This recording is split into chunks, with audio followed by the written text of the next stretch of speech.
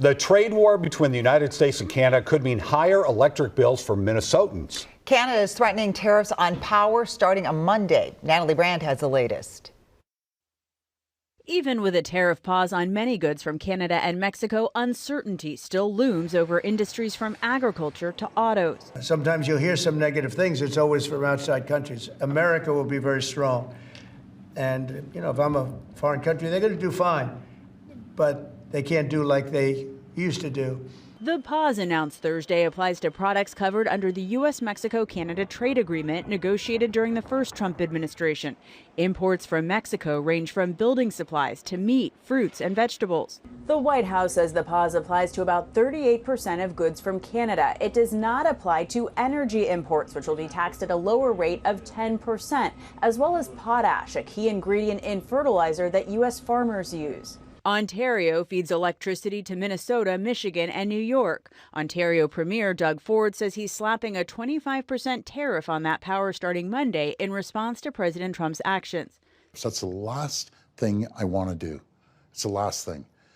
But he has to understand that he can't attack our country economically and expect us to roll over.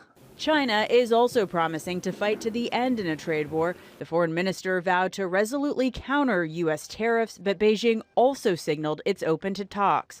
Natalie Brand, CBS News, the White House. Minnesota exports and imports more goods with Canada than any other country, making it our #1 trading partner.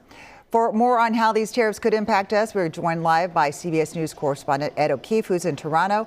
Ed, I know that you spoke with Ontario Premier Doug Ford this week, and he's been saying they've been left with no choice on these tariffs. Yeah, it was quite striking. He said he called Governor Walz, he called the governors of Michigan and New York as well, and said, guys, I got to do this. I'm sorry.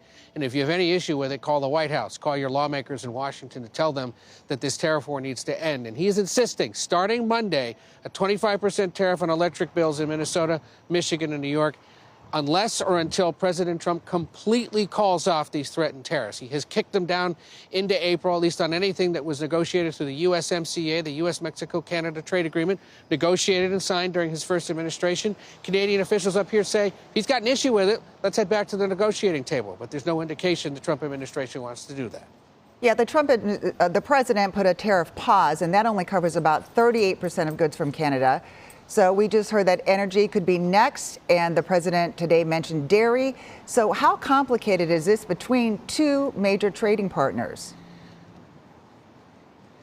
It's complicated in the sense that so many Americans and Canadians don't even really think about it because the two economies are so integrated. We're standing outside a grocery store here in Toronto where we've been talking to Canadians who say they are now actively going into the aisles and trying to find Canadian-only goods or products that were produced or grown here in Canada primarily. One guy walked out of the supermarket nearly in tears. He was so frustrated about this. He says, look, if we got a recipe at home that calls for jalapenos and the only jalapenos on sale are coming from California, forget it. We're cooking something else.